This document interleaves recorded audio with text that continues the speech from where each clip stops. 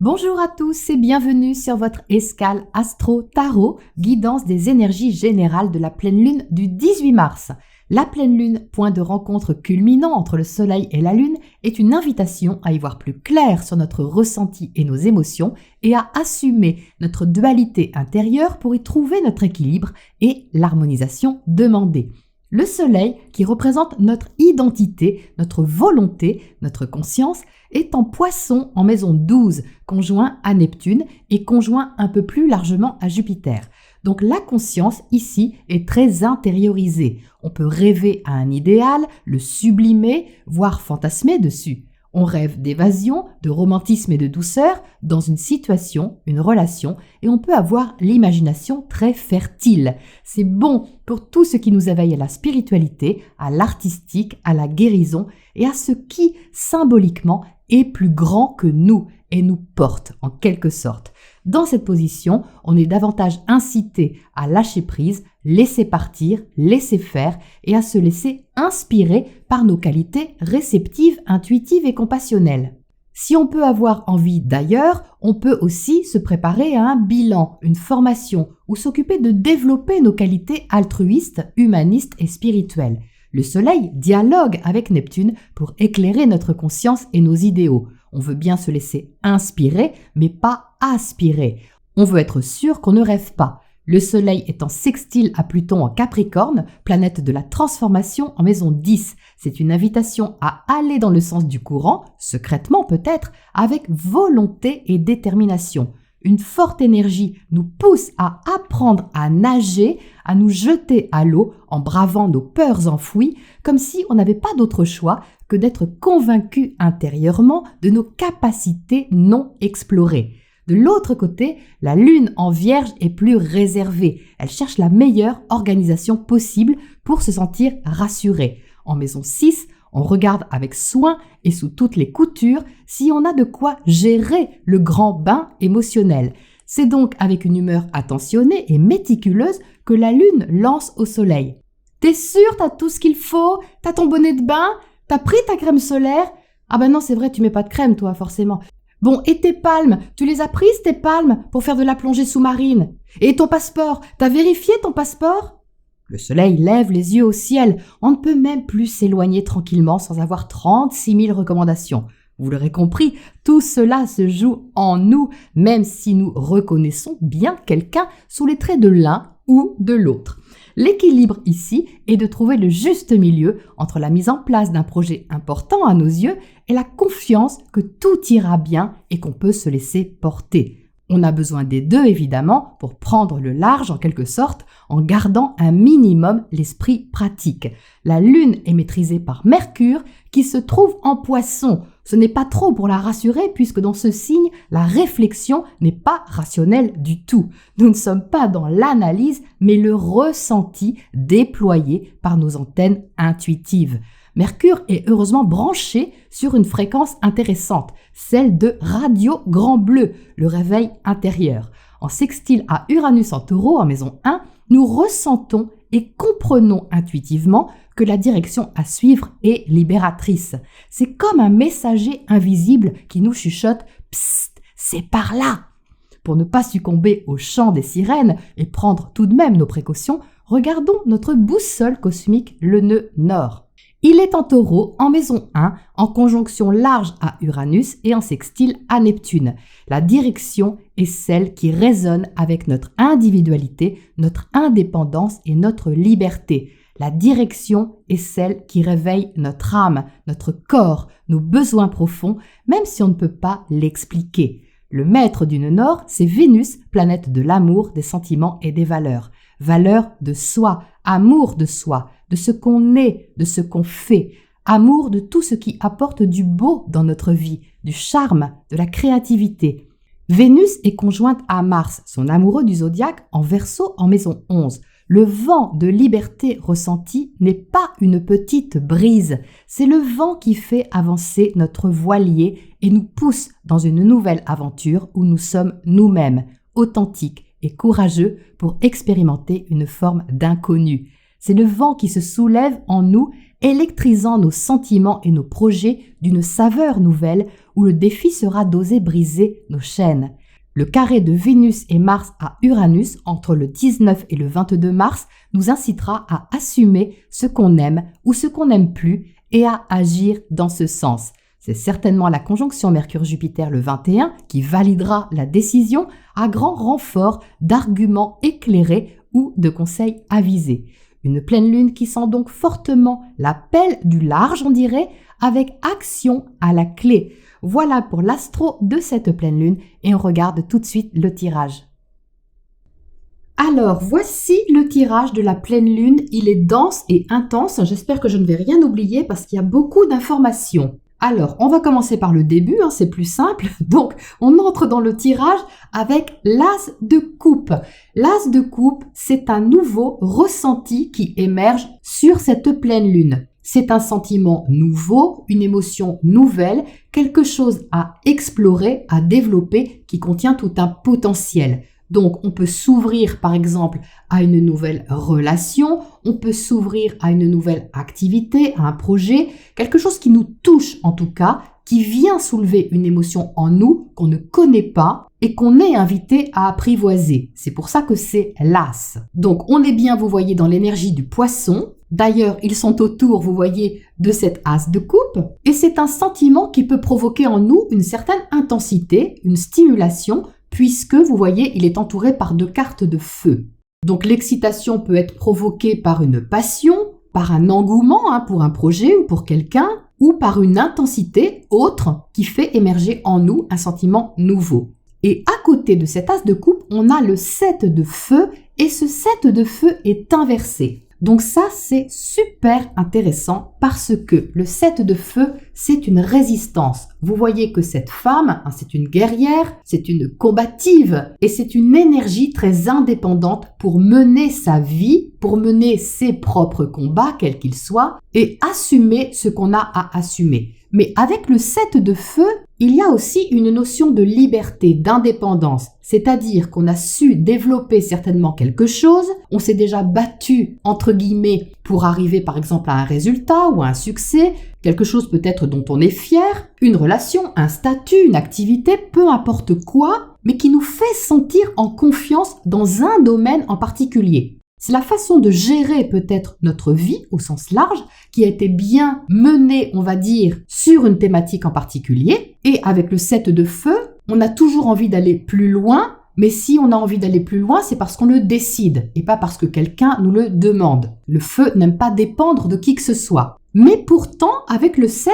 je vous la remontre parce que cette femme, vous voyez, symboliquement, elle protège quand même des points importants en elle. Regardez, elle a la main sur son ventre, même si elle tient un bâton en face d'elle, et elle a son autre main en haut. Donc, qu'est-ce qu'elle protège? Elle protège quand même ses émotions, et puis elle protège ses croyances. Donc, qu'est-ce que ça donne à côté de cette as de coupe? Eh bien, ça vient déranger quelque part ce qu'on a peut-être réussi jusque-là à développer, à créer ou à exprimer de nous. L'eau et le feu ne sont pas des énergies naturellement compatibles. Donc, si on veut accueillir ce nouveau sentiment, cette nouvelle émotion et la gérer avec l'intelligence du cœur, on est invité à voir les choses autrement et surtout à baisser la garde. C'est de ça que parle ce 7 de bâton inversé. Baisser la garde. Parce que si on est en résistance sur ce sentiment qui émerge, on ne fera que bloquer ce qui cherche à se déployer, à se développer. Et c'est bien évidemment pas l'invitation ici. Donc à côté de ce 7 de bâton, on a le soleil.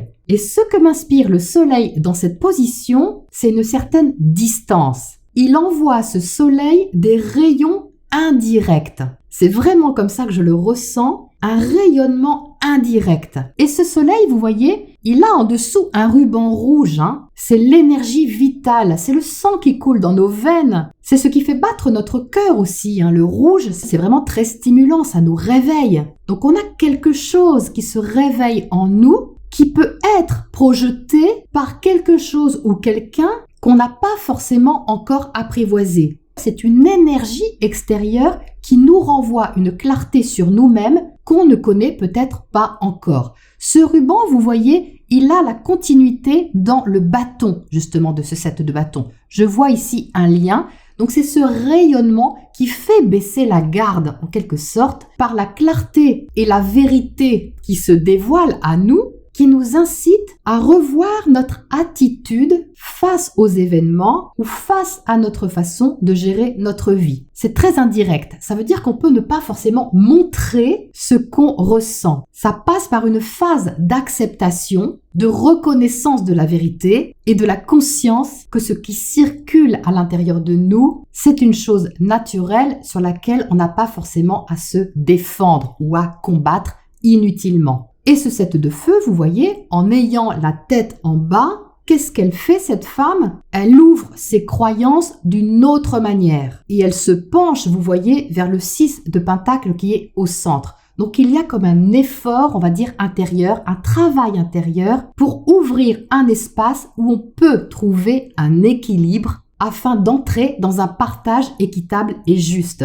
Le 6 de pentacle, c'est cette énergie de justesse. Vous voyez qu'ici, on a une petite balance sur la table. On a besoin d'exactitude et que la négociation, le partage ou l'échange ou la relation soit basée sur l'équilibre entre le donner et le recevoir. On n'a pas envie de se laisser avoir ni de trop s'investir si le jeu, quelque part, n'en vaut pas la chandelle. C'est un peu ça. Donc, avec le 6 de pentacle au cœur de nous, on recherche cet équilibre. Alors vous allez me dire, on recherche l'équilibre à chaque pleine lune, c'est la mission de la pleine lune, mais ici, on le recherche de façon concrète, dans la mise en place de quelque chose. La lune est en vierge, elle recherche l'organisation, la mise en place de quelque chose. Donc c'est pour ça qu'on tient compte de cet as de coupe, parce que tout vient du ressenti, mais ce ressenti, pour qu'il soit traité et accueilli de façon constructive, eh bien ça demande à passer par une plus grande conscience ici de nos résistances, une plus grande conscience aussi de nos peurs, ça c'est le sextile à Pluton,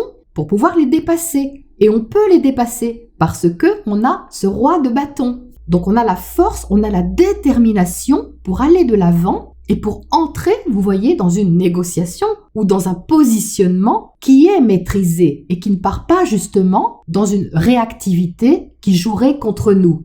On est invité à la maîtrise justement de ce qu'on ressent pour pouvoir faire avancer notre voilier, comme je le disais à l'instant, dans le sens naturel du vent, avec ici un sens pratique, un sens aussi stratégique et éclairé, et aussi une intelligence constructive. En dessous, on a la papesse. La papesse est très intuitive. C'est une énergie qui est réservée, qui travaille sur notre monde intérieur, sur la préparation peut-être de quelque chose. Donc ça peut être une formation, comme je le disais tout de suite, ou le fait aussi de tirer un bilan sur nos investissements, sur nos relations ou nos engagements. Mais de faire ça d'une façon assez discrète. Alors, à côté de cette grande prêtresse, on a le 7 de pentacle. Le 7 de pentacle est en dessous du 6 de pentacle. Donc, qu'est-ce qu'on cherche ici? Non seulement à mettre en place quelque chose, mais à regarder comment on peut avoir un résultat. Comment on peut faire fructifier ce qui est ressenti pour que ça donne des fruits. De quelle façon on peut faire ça? Eh bien, en mettant déjà de l'amour dans ce qu'on fait et en prenant du plaisir aussi à être en relation avec des personnes ou avec des activités qui font sens pour nous, qui sont motivants, motivantes et éclairantes à la fois. Parce que ce qui est recherché ici, c'est tout de même l'épanouissement, la réalisation de soi avec le monde ici, mais la réalisation de soi ne passe pas forcément par un statut extérieur. En tout cas, pas sur cette pleine lune. Il passe justement par une écoute plus sensible de ce qu'on veut vraiment développer en nous, dans le juste partage des choses, mais c'est plutôt ici intériorisé, comme je vous le disais, et nous mener aussi à clôturer des cycles, parce que c'est aussi la mission de ce monde, c'est de nous inviter à nous épanouir, mais avec ce sextile à Pluton, il y a peut-être des portes à fermer. Donc c'est ce que cette ermite nous demande, de regarder attentivement dans quoi on fournit de l'énergie et de nous poser les bonnes questions si c'est bien ça qu'on veut développer. Est-ce qu'on est en accord avec cet as de coupe? Est-ce qu'on est en accord avec l'épanouissement de notre être? Donc cet ermite, c'est cette lune en vierge. L'ermite correspond à la vierge, mais vous voyez qu'il est quand même en relation avec le soleil au-dessus. D'ailleurs, la tige du tournesol descend dans la canne de l'ermite, ce qui montre bien que les précisions qu'on regarde de près découlent du soleil, découlent de ce que le soleil nous envoie comme vérité, comme clarté ou comme rayonnement indirect, comme je vous le disais tout de suite. Donc il y a ici une modération avec l'ermite, comme toujours, il y a une sagesse, un cheminement intérieur. On va chercher la lumière en soi. Donc vous voyez qu'il canalise cette forte clarté pour la condenser dans sa lanterne, comme s'il disait, d'accord, là il y a vraiment quelque chose à regarder de plus près, peut-être le détail de quelque chose, mais sans entrer dans une résistance inutile ou une trop forte affirmation de nos croyances ou des réalisations, quelles qu'elles soient, auxquelles on tient. Donc d'un côté, pour résumer, on a une énergie de confiance, de courage et de détermination, ce roi de feu qui nous dit « bon, de toute façon, ça va le faire, on va faire ce qu'il faut, on y croit, tout va bien se passer et on va faire en sorte que ça avance et que ça avance de façon constructive. » Et on a de l'autre côté cette ermite qui nous dit « oui, c'est bien, mais est-ce qu'on a bien regardé ce que ça impliquait? C'est dans quel but tout ça? C'est pour récolter quel fruit au final? C'est pour réaliser quoi au final? » Donc c'est pas du tout conflictuel, c'est complémentaire. Et les deux parties s'harmonisent à mon avis plutôt bien. Surtout que ce soleil, vous voyez, il est tout de même du côté de l'ermite, ce qui apporte tout de même une touche utile de discernement sur cette pleine lune pour modérer, on va dire, notre réactivité ou nos pulsions et systèmes de défense. Bien, alors, qu'est-ce qu'on a pour éclairer ce tirage? J'ai envie de tirer une carte sur cet as de coupe là-haut, entre l'as de coupe et le 7 de bâton. Qu'est-ce qu'on a comme précision entre les deux? On a à l'heure. Oui, donc ça fait partie de quelque chose qu'on ne peut pas éviter ou qu'on ne peut plus éviter. C'est le moment, c'est le rendez-vous, c'est l'heure d'agir ou l'heure de se réveiller, ça peut être ça avec le soleil aussi. Le moment de regarder de plus près quelque chose et de s'engager ou de s'investir dans une direction qui va certainement nous faire évoluer. Au moins intérieurement, ça c'est certain avec la grande prêtresse. Qu'est-ce qu'on a sur cette ermite ici à droite ? Qu'est-ce qu'il nous dit cette ermite? On a le doute, il a le doute derrière le dos cette ermite. Donc oui, c'est ce que je vous disais en intro, on veut y voir clair ici, on ne veut pas rester avec un doute ou même une illusion, mais au moins il y a quelque chose à lever ici, un voile à lever pour que la situation soit plus saine. Elle parle de ça aussi la lune en vierge, Et surtout en belle harmonie à Pluton, on cherche à assainir et à dégager une forme de pureté pour entrer dans quelque chose d'équilibré et de plus authentique aussi. Donc il ne faut pas ignorer cet ermite, il est très utile en complément de la confiance de ce roi de bâton. Alors qu'est-ce qu'on a comme oracle conseil pour terminer ce tirage de pleine lune, très fort en vérité et en intériorité? On a le courant magique, la rivière magique, donc qui revient un peu à l'énergie du poisson, qui revient aussi au fait de savoir baisser la garde pour suivre le mouvement naturel du courant. Parce qu'en travaillant dans le sens du courant, les doutes se lèvent peu à peu et on se connecte aussi davantage à notre ressenti et à ce qui sonne juste à l'intérieur de nous, dans ce qu'on a à réaliser ou dans ce qu'on a à échanger. Il y a quelque chose qui coule de source ici, ou qui doit couler de source. Ça ne veut pas dire de rien faire, c'est tout le contraire, ça veut dire de faire avec la source. Il n'est pas très facile d'ignorer le courant avec Jupiter en Poisson, puisqu'il amplifie justement nos qualités réceptives et notre sensibilité à quelque chose. C'est juste qu'au passage, il y a certainement quelque chose à accepter avec ce soleil, à reconnaître comme étant vrai. Ça veut dire ne pas lutter contre la vérité de nos sentiments ou de la situation ou de l'émotion qui se présente. Parce que c'est justement cette attitude qui va permettre l'équilibre et la croissance et la préparation de ce qu'on veut faire fructifier. Voilà pour ce tirage de pleine lune du 18 mars et je vous retrouve bientôt pour la prochaine escale.